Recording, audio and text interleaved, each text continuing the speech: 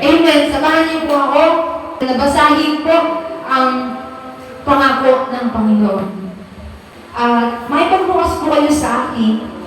Like, share, subscribe. Sa awit 62 verse 1, pababa po. Amen. Simulan ko po sa verse 1.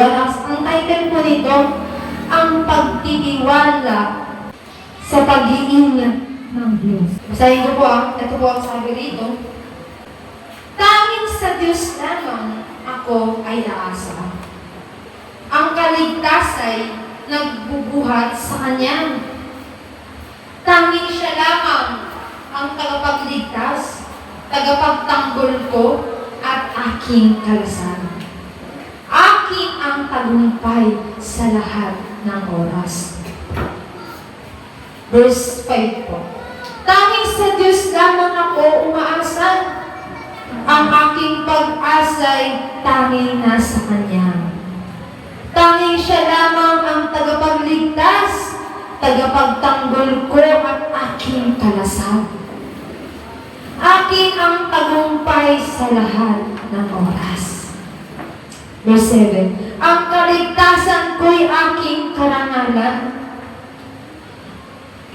ay buhat sa Diyos na sa Kanya lamang. Siya'y malakas kong tagapagsangalan, matibay na muog na aking kanlungan. Verse 8. Mga kababayan, sa lahat ng oras, magtiwala sa Diyos. Sa Kanya ilaga ang inyong pasanig ngayon dinadanas. Amen. Siya ay kublihang may dulot sa lunas. Ang nagsasalita po dito ay si Haring David. Alam po natin, church, no, si Haring David po ay isa sa mga pinili ng Panginoon. Alam niyo, church, no, na si Haring David po, no, siya po yung pinili ng Diyos upang makipaglaban. Amen. Ang kanya pong kalaban, yung malaki, si Goliath.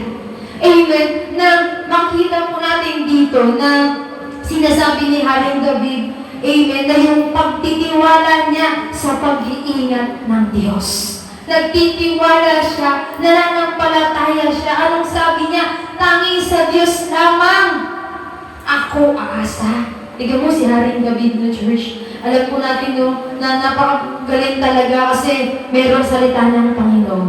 May mga heroes of faith na ating pong matutunghayan ang kanilang mga buhay. Ating pong mababasa ang kanilang mga buhay. Na alam po natin, si Haring David po, no, si David po, no, hindi pa po siya haring noon, no, siya po yung pinili ng Diyos. Sila po yung magkakapatid. Amen. Si Haring David po, nasa bukid lamang siya.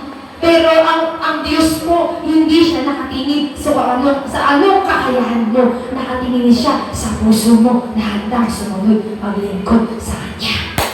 Amen. Nakikita ko po dito si Haring David na si Haring David po, no, nung time po, no, na siya yung pinili ng Diyos, no, na makipaglaban kay Goliath. Alam naman po natin, no, ang kanyang kakaharapin ay hindi madali. Ang kanyang lalabanan ay hindi madali. Amen. Alam po natin si Goliath, siya siyang tigante, malaki, hanggang saan lang si David? Hanggang lang siya tuhod, hanggang dito lang. Pero alam niyo, church, hindi yun tinignan. Amen. Hindi po yun tinignan ni David. Ang tinignan niya, ang Diyos na nagsugod sa kanya. Amen. Hello, church. Ang tinignan niya, ang nagsugod sa kanya. Amen. Nagtiwala siya, nanampalataya siya, at inasa niya sa Diyos na magtatagumpay siya. Amen. Amen. At hindi mo nabigo si David.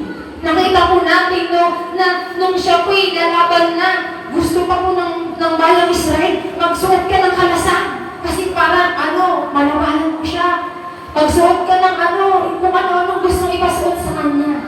Pero hindi niya yun sinuot. Hindi niya yun ginamit. Ang ginamit lang niya, yung pagtitiwala, pananampalataya niya sa Panginoon, na akala niya papagsakit si Goliath.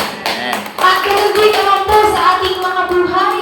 Minsan po, no, sa ating buhay, marami po tayo nararanasan, malalaking mga pagsubok na kaya mo si Goliath yung kalaban mo. Amen? Na nakala mo minsan, minsan na natin nararanasan sa buhay na ito, church, na napakaraming mga bigat, mga problema, mga alalahanin, kalungkutan, kabigatan, sakit karamdaman, ano man yan. Amen. Pero ito po ang sinasabi ni Haring David, tanging sa Diyos lamang ako aasa. Amen.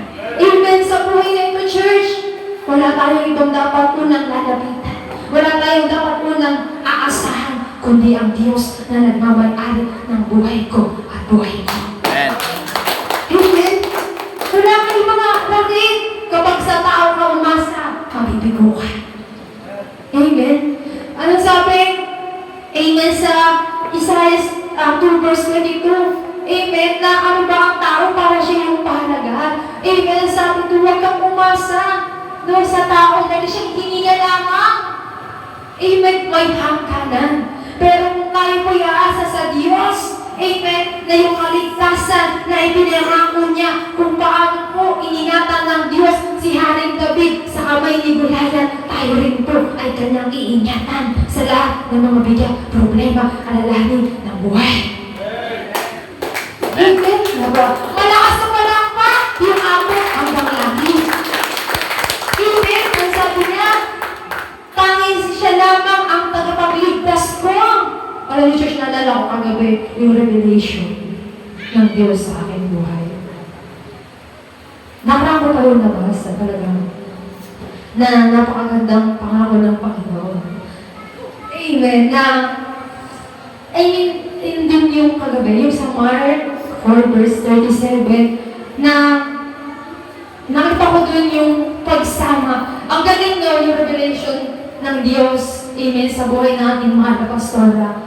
Na, ang sabi doon, alam niyo yung kwento doon sa Mark 4 verse 37, nung sila Jesus Christ po ay tumawid kasama ng kanyang mga alagad, ay sila po'y nakasakay sa bangka. At nung sila po'y nakasakay sa bangka, dumating po, gawin ko na lamang po, amen, na nung sila po'y nasa karagatan na ay dumating po yung malakas na alon. Hinampas po ng malakas na alon, amen, ang kanilang bangka. Pero si Jesus natutulog doon sa may paanan ng bangka na nakahilig sa unan. Nakita ko po doon no, na si Jesus payapa siya na sa kabila ng mga alon na kanyang mararanasan. At ito po yung nakita ko doon no, ni Revelation kagabi. Kapag kasama mo ang, di ba sa bangka, kasama nila ang Diyos. Anong sabi ng mga halagad? Ginising nila ang Diyos. Panginoon! Wala pa sa iyong halagad. Amen. Hayaan mo ba na kami magpapahamak? Hayaan mo ba na kami malunod? Hayaan mo ba kami hayaan na mabagyo dito sa karagatan na ito? Ganun yung parang dating na nung ginising ko nila si Jesus. Anong ginawa ng Diyos? Amen. Pinatigil niya. Amen, yung bagyo. Huminto ang bagyo. Anong sabi ni Jesus? Bakit kayo natatakot? Wala pa kayong pananampalataya. Hello, church. Ito po yung nakita mo dito. Bakit ang sinasabi lang po dito ng Panginoon no, kagabi ang revelation? Walang puwang ang takot, pangamba kapag kasama mo ang Diyos na buhay. Amen. Walang tuwag. Di ba, purahin mo si Jesus Christ, kasama nila sa bangka. Paano pag di nila kasama si Jesus? Baka lumabag na yun. Amen. Kasi wala silang pananampalataya. Pero nakita ko po doon, no, kagabi, sabi ko, na iba talaga, iba kapag kasama mo ang Panginoon. Iba yung, alam mo, no, nung sinabi doon, di ba, sila yung tumawid. Amen. Makita po natin doon na sa kapila ng kanilang pagsunod sa Panginoon, may dinaanan silang bagyo. Tayo rin naman po na naglilingkod sa Panginoon. Minsan sa ating buhay, marami ka rin dadaanan na bagyo. Pero ito po yung pangako ng Panginoon. Amen. Na sabi niya, umasa ka lang, magtiwala ka, manampalataya ka. Amen. Kung paano po sinamahan ng Diyos, amen, yung mga kalagad niya sa bangka, ikaw rin naman ay kanyang sasamahan. Amen. Labuhan ng tao. Malakas na malakpak po para sa Diyos ko. Amen. Napakaganda po na sinasabi ng Panginoon na church na sa ating buhay na sinasabi ng Diyos sa buhay ni Haring David na tanging sa Diyos lamang po tayo aasa. Anong sabi niya? Tagapagtanggol ko sa lahat ng oras. Church, hindi mo kailangan ipagtanggol yung sarili mo. Hayaan mo ang Diyos ang magtanggol para sa iyo. Amen. Lahat ng tao dito. Amen. Sa ating buhay, marami tayong naririnig, no? Na sa ating una-una, isa sa ating pamilya. Ano ba yan? Wala ka na ibang ginawa. Na minsan sa ating buhay, hindi natin maiwasan. Tayo ko'y nililiglig. Amen. Ng ating pamilya. Amen. Nandun yung mga bagay na sinasabihan tayo na kung ano-ano, wala ka namang gagawin, puro ka na ng pa-church, puro ka na ng ganito, ganyan. Pero kung ano, ang sabi ng Panginoon, amen, siya'y ating tagapagtanggol sa lahat ng oras. Church, amen, ang sabi ng nais lang po ng Panginoon sa kabila ng ating mga nararanasan sa buhay na ito, ang nais ng Diyos, umasa ka, magtiwala ka, at tumanatag ka. Amen. Amen, tumanatag ka. Amen. Sa lahat ng oras. Magtiwala ka sa lahat ng oras. At ang sabi niya, Amen. Dito siya sabi po ng Panginoon na ang katagumpayan ay ating mararanasan. At ang sabi niya, mga kababayan, sa lahat ng oras magtiwala ka sa Diyos. Ilagak mo ang iyong pasanin ngayon dinaranas. Hello, church. Alam naman po natin, no? Ang bawat isa sa atin ay may kanya-kanya pong bigat. Bawat isa po sa atin may kanya-kanyang dinadala. Amen. Na ang nais po ng Panginoon na yung daladala mo sa araw na ito, ibigay mo sa Kanya.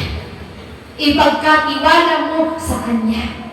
Ano sabi niya sa 1 Peter 5:7? Give your worries and cares to God, for He cares about you. Amen. Amen. Ang Diyos ko'y nagmamalasakit sa iyo at sa akin. Kaya nga, church, nasasabi ko na dito ng Panginoon, halimbawa, yung mga ating mga bigat na araw-araw na ating dinadala, bigat sa trabaho, sa negosyo, sa pag-aaral, bigat, ano man yung bigat mo sa, hindi yun. Amen. Amen, sorry. Amen, nata kung ano bang bigat yan, na yung dala-dala. Amen, ang sabi ng joke lang po yan. Now, anong sabi lang po ng Panginoon? Umasa ka sa Kanya. Wala ka ibang aasahan, kundi ang Diyos lamang. Magtiwala ka, manampalataya ka, na magtutulog ang Diyos sa iyong buhay. Amen. Palakpakan po natin ang Diyos sa buhay sa Kanya mga pangako. Amen. Pili ko lang po sa susunod na tatayo sa buhay po ni Tatay Boy.